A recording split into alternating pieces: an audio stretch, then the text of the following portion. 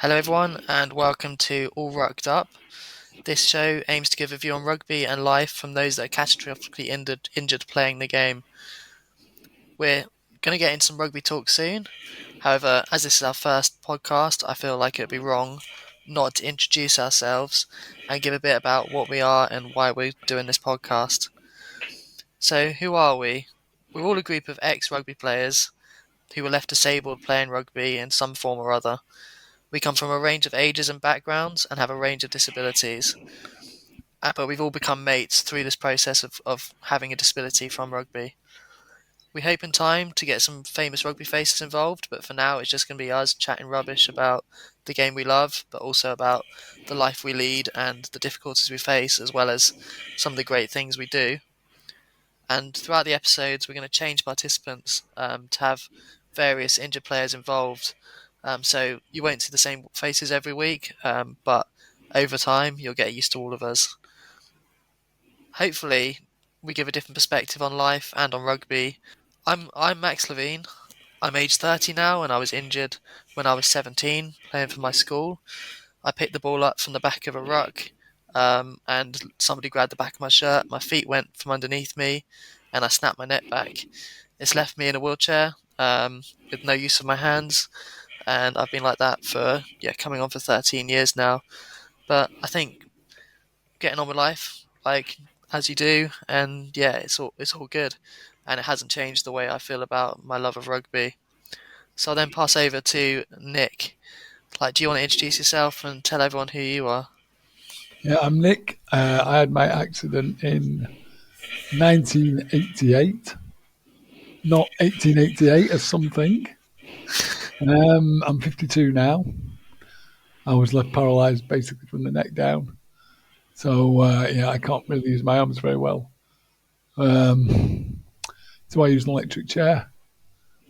I had my accident going for the line, got in a pile up, got to the bottom and got a hyperflexion injury of my neck. Dislocation, and that was that. Since then, I've just done various things. Cheers. Not work, though. Wow, we all know you're lazy. Right, I'll go over to Mark. Right, what about yourself? So I'm Mark Worth. I used to play rugby for Brixham Rugby Club down in South Devon. I got injured in 2001 during a scrum. Went in on the engagement. Instead of my head slipping in underneath, it slipped over the top and bent backwards in a similar hyperflexion as to what Max and Nick have talked about, dislocation of the neck. However, I'm one of the luckier ones because I am able to walk and have most feeling and stuff all around. So as the boys kind of take the piss out of me, they do say I tried before I bide, and I didn't like it, so I stepped away. Met a few of the lads now over the time, and it's been really good. Yeah, we'll probably pass over to our next walker, which is Paul. But I will add that it does bring its own challenges, not being in a wheelchair. So it's not all roses that it brings with it. It has its own unique problems that exist. So yeah, I'll pass over to you, Paul. What's your story? Well, my name's Paul. I was injured in December 2016 at the age of 47, playing for a club that my nephew was captain at. I'd been retired 2 years and wanted to finish my career off with a couple of games, but due to being very fit at the time and enjoying myself, passing on knowledge and such like, I carried on playing. And I normally play prop, but moved to hooker. And due to position and pressure, I fractured and dislocated my C4 over my C5. Very similar injury to Matt Hampson and Christopher Reeve, the original Superman. Ended up paralysed from the neck down. but through physio and um, a very good surgeon, I've managed to get up back on my feet and I can walk short distances. I tend to sit as much as I can though to help with that. But yeah, that's what happened to myself. Thanks, Paul. Yeah. Um, I always find it amazing that Paul, despite being disabled and wobbly on his legs, actually rides motorbikes around the place and even delivers blood like to donors, which I Yeah, think is quite amazing. I I do. don't think Yeah, his wife. volunteer for our local blood bike service due to the fact that the hospital saved my life twice. So it's the least I can do. It's not easy, but it's something I want to do to like give back to the hospital because for what they did for me, it's the least I can do for them. I think his Yeah, wife is a absolutely. bit scared as well, Max. Yeah, Just yeah, she sees him falling flat on his face walking and wonders how he's going to get on that bike later. yeah. Then the fact Yeah, that she thought that it would be over once I had the injury, and I actually yeah. ride more now than I used to. Well, I think I've given my mum the same problem because she said to me in hospital, "Oh, just promise me you never play rugby again," and I've started playing wheelchair rugby now. So I think she's got a similar issue. But yeah, and finally we'll go to Chris. What's your story, Chris? Hi, yeah. I had my accident in '99, which was 23 years yesterday, which I forgot. So that's how much I tend to think about it because it's not really the anniversary. It's not really any difference because it's the same every day. Really, it's more for family and friends. But yeah, yeah, broke my neck in a scrum. Not quite sure how it happened, but I think it was similar to Mark and Paul, but mine was my head went down, so fractured and dislocated the fourth and fifth vertebra. So mine went out to the back of my neck through my spinal cord. So it was a complete injury. So there wasn't at least any um, wondering of what I may and may not get back. It completely severed my spinal cord. So at least it was I knew where would go from there really.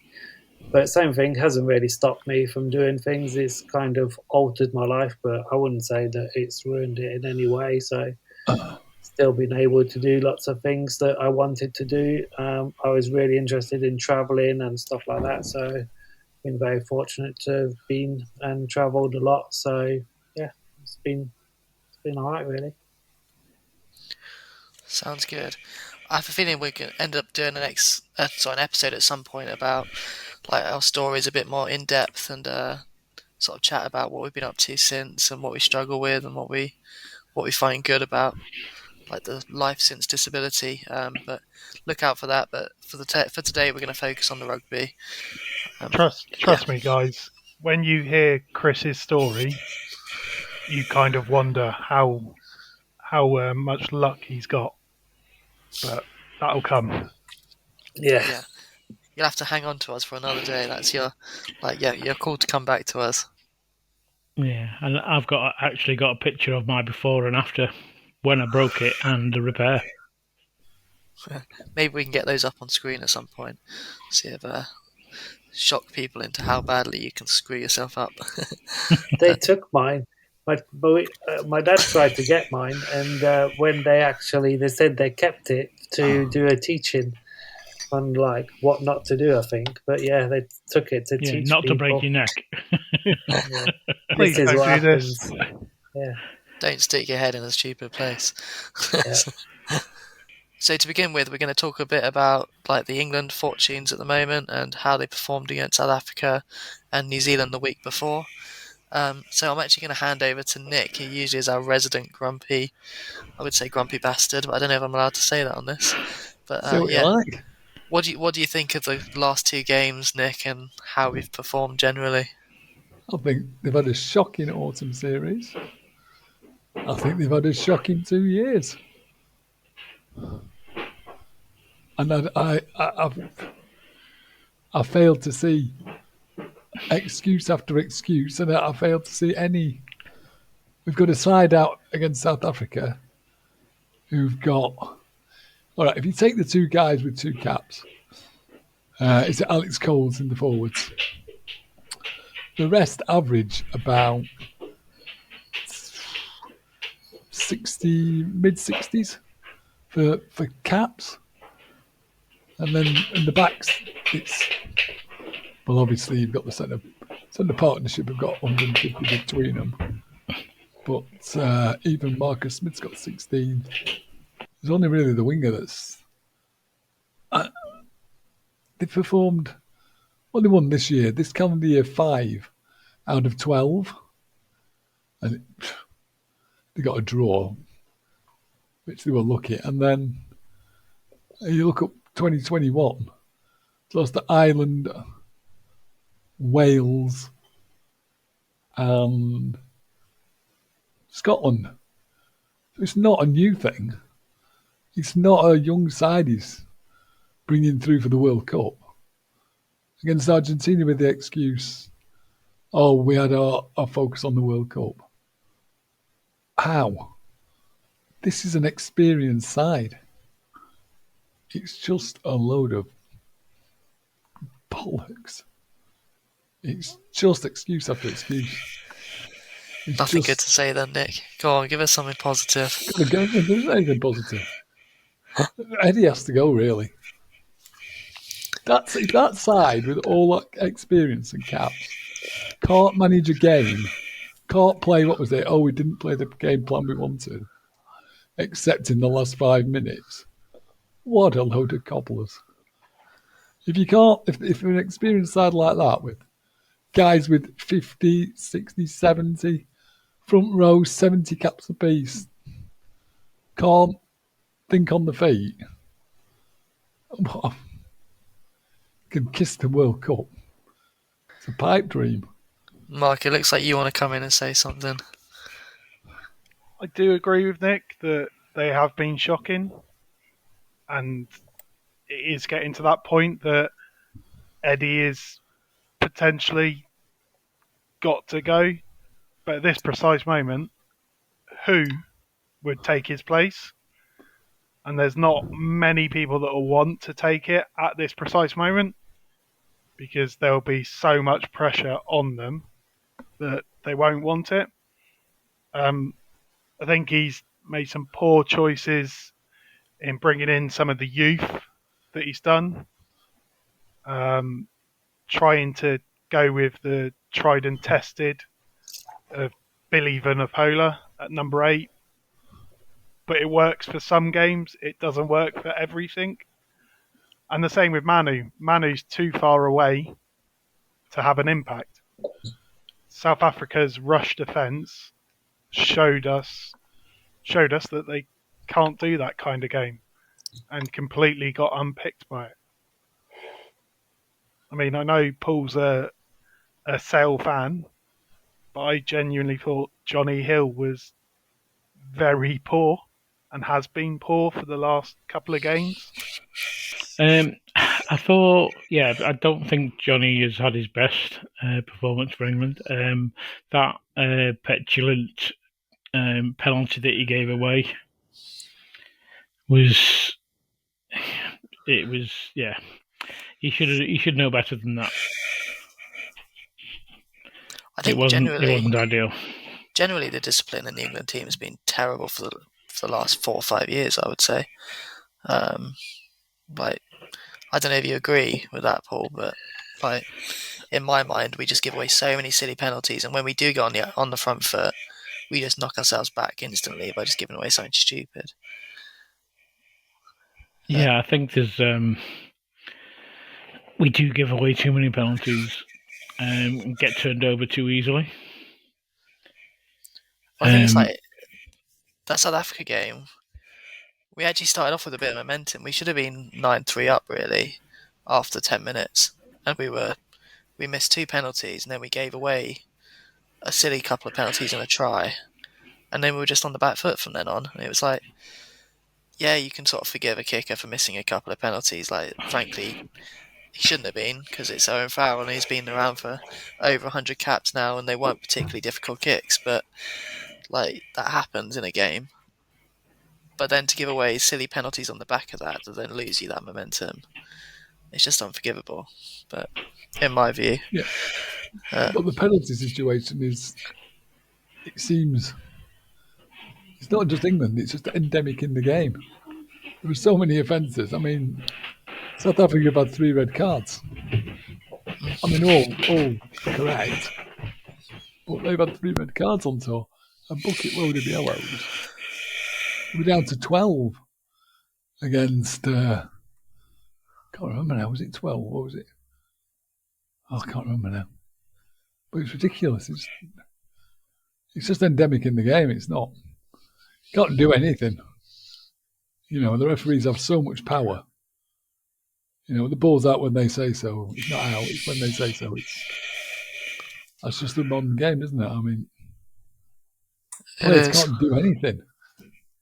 Yeah, so despite all the things we've mentioned and like the issues of discipline and just unacceptable sort of score lines and yeah, like Chris, do you reckon that last 10 minutes against New Zealand sort of redeemed us at all?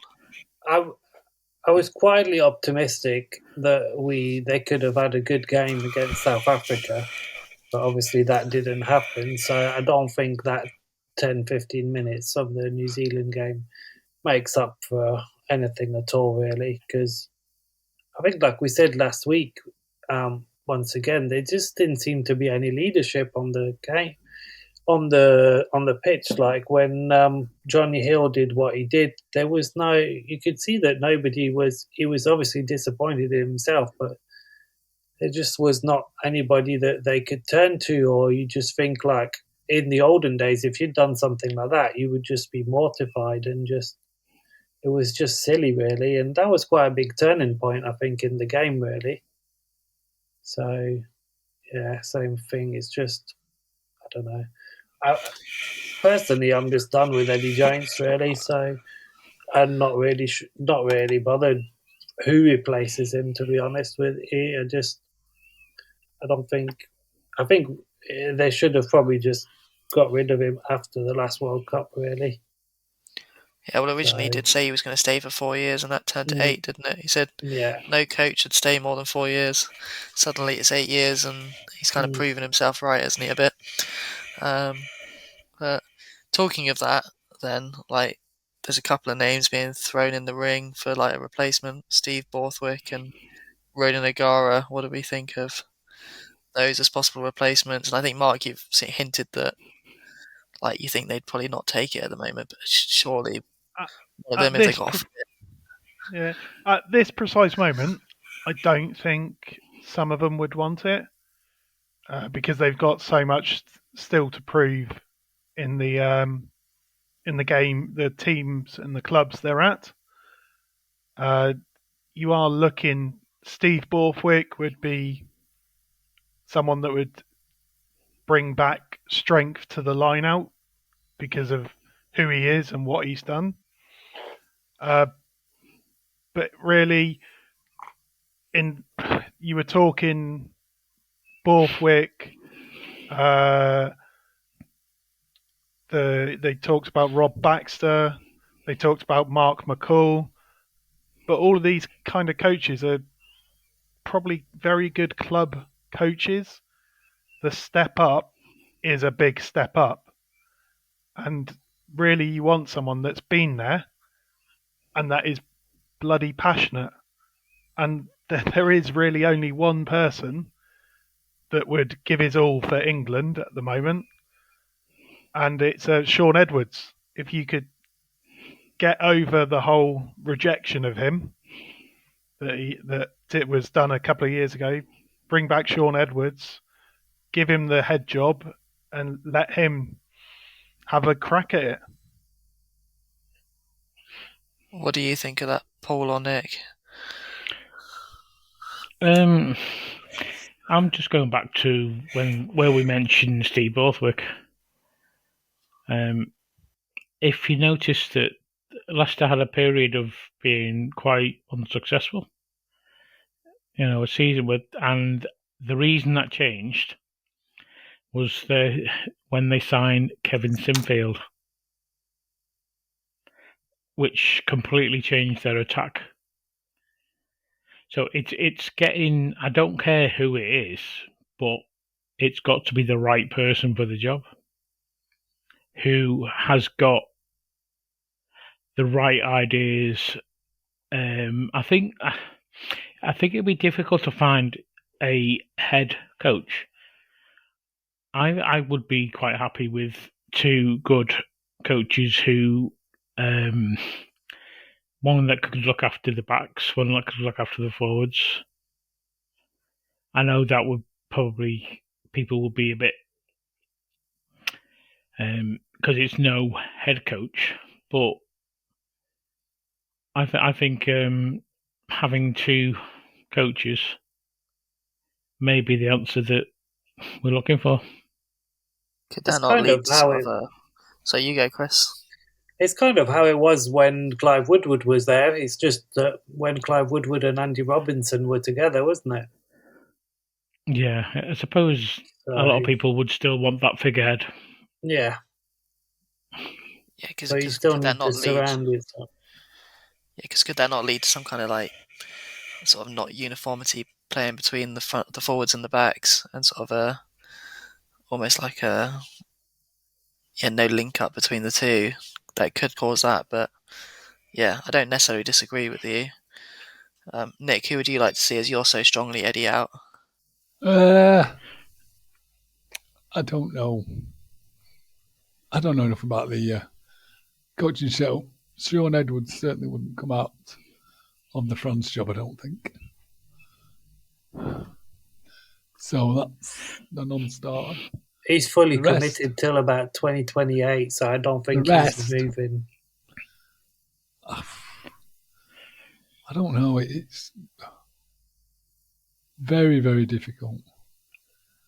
Um, I mean, through a junction, the side needs dismantling. They should have cleared them out, dismantled them, and gone for a youth and brought them through over the 3 years to this, or stuck to the guns. He's gone for half. He sort of swings with the wind. Oh, we'll put a youth player in here and there. Oh, look, I'll put some youth players in, and then we get trotted out all the old who were just past it. Most of it, a lot of them are past it. So I don't know who you get in. Whoever you get in, they're going to be stuck. I do agree with you, the comment about Sean Edwards, because I would say he won't leave France until after the World Cup. But being 10 months out, and is it something like 7 or 8 games before the World Cup, you're expecting a coach to come in and perform miracles, and it's not going to happen. It's not going to happen in that period. Um, the this whole talk about it's got to be an English coach. It's got to be an English coach. No, it doesn't. It's like we said before a number of years ago. Go out and get the best coach in the world. The RFU is big enough and should be big enough to draw the best coach in the world. Yeah, it needs to be the right person for the job, doesn't it? Yeah, we should have people looking at the options. Like, we'll see whether they are. I don't think the RFU are brave enough to make that decision at this point. I think they're firstly contractually they've probably given Eddie too much money to cut him off, and secondly to make that shout. I don't think they've ever been brave enough to make a decision like that. It's yeah, it just doesn't bode well. What were you going to say, Chris? I think the whole system's a bit broken. I think it's similar to the Manchester United system. At the moment, it doesn't matter really probably which coach you bring in until they fix the problems behind the scene, because Manchester United have had the exact same problems. They've brought in like world class coaches, Mourinho, everybody, and nobody's managed to turn it around. So I think the structure behind them is completely not right. So I don't think it's going to matter at the moment who comes in until they sort it out. I don't think it's going to resolve itself really. Yeah, it could possibly be very well true. I'm going to leave that bit on my thought that I believe didn't Borthwick come in as a coach before the last World Cup? Am I right in saying that? Am I Yeah, wrong? I think he did come in. So And I feel like Borthwick, he came in Bor- about a year before, didn't he? And they actually built a forward pack round that actually did pretty well in the World Cup suddenly. I To think me, that's why I would go with him. I think the thing is Borthwick was one of Eddie's first choices as a coach, and during the World Cup, I think it went a bit sour, and Yeah, but that's hence what happens with every coach that Eddie has. yeah. But So the it's the whether track it's whether record, yeah, but the track record that Borthwick had in that time suggests to me that he can kind of perform a few miracles in a short period of time because we weren't looking that great a year out from the World Cup last time. Like we were looking better than we are now, but we weren't looking fantastic. And then we got to the World Cup final. So yeah, that's what I'm going to put out there. So as far as I can see, the only sort of redeeming thing about this autumn internationals is that despite England playing awfully, we haven't done as badly as the Welsh, which is always something to cheer about, at least for us lot. Um, so I'm going to go over to Chris because I think you've got a few things to say about how they performed on Saturday and Yeah, throughout the autumn. yeah. I think Saturday's game was like truly, it was just shocking, really. I mean, like I said, they were 21 points up, a 21 point up, I think, at one time. They had 15 against 13. They had a 5 meter scrum, and they just went sideways, and he just pushed him into touch, and they just don't know. They just imploded after that. Didn't seem to have any answers. Just like England were, just they were just all looking around, just shell shocked, really. And once again, I don't think it was that one game. I think it was just the accumulation of where they've been that just came back to haunt them, and they just didn't know what to do. Their heads went down, and it just, yeah. I mean, it was just, I don't know. I don't know how you come back from that for same thing for the coach or as a team, really. But I think they're like us. They're stuck between playing their older players and like a few of the young guys coming through, and they're just stuck in that in between, like England are, I think. Yeah, it's hard to disagree with that. But did anyone else see the game? I actually missed this game, so I'm going to go Yeah, on I what saw others it. say. I you saw it. were They were you only truly shocking. the reason Shocking. Max you missed the game was weren't you in the box for Yeah, the England game? I was having a bit of a piss up with with a nice bit of lamb. That's why I missed it. So what about you, Um, Nick? What were you going to say? Shocking. The Welsh game was just, they're just all over the place. I mean, oh, you could go to town, game mismanagement, just they were woeful. You know, they are something to it. They're just picking old Alvin Jones and all these players. They're just picking them, and then just not up to it anymore. They just need to clear out. They're going to I have a think shocking World Cup.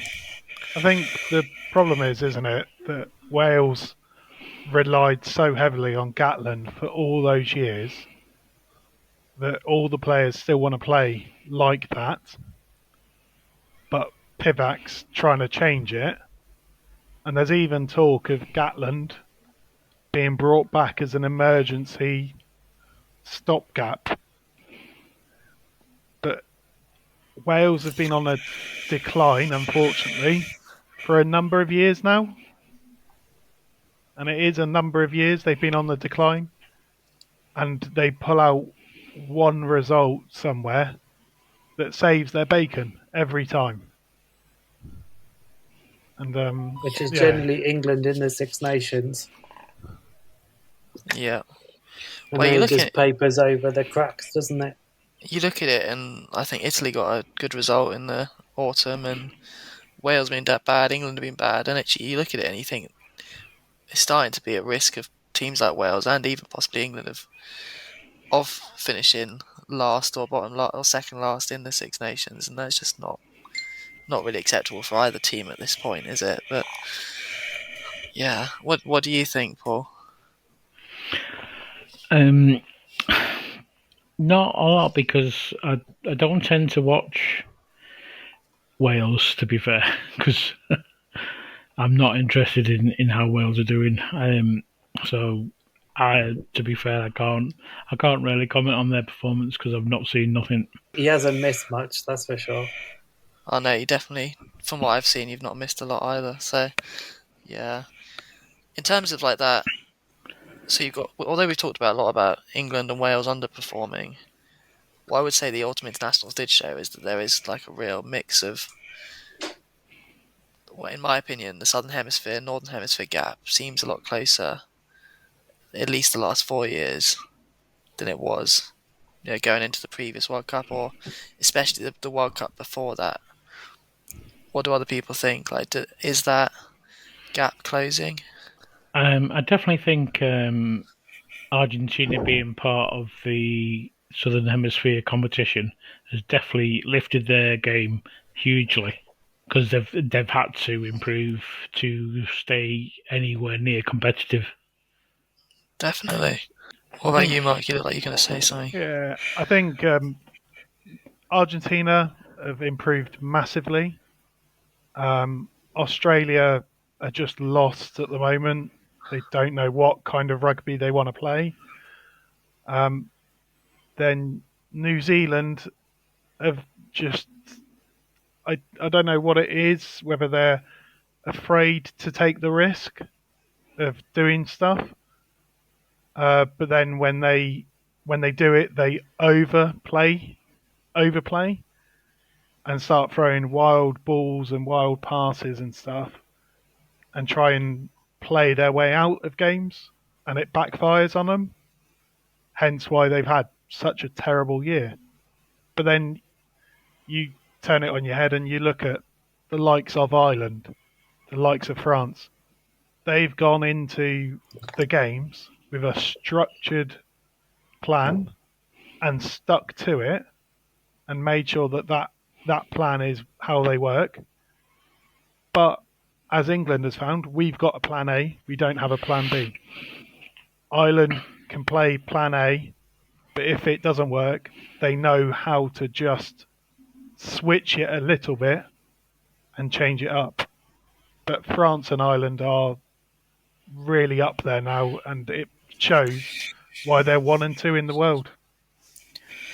Yeah, it's quite, well, in my opinion, it's really nice to see the Irish kind of hitting form going into a World Cup period rather than 2 years out and then flopping as it comes up. So it'll be interesting to see how they can get on.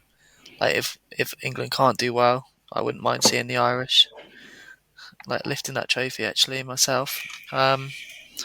Yeah, Chris, do you have any thoughts on it? Yeah, I would say I think it's the closest the top sort of like probably 8 teams have ever been in going into a World Cup.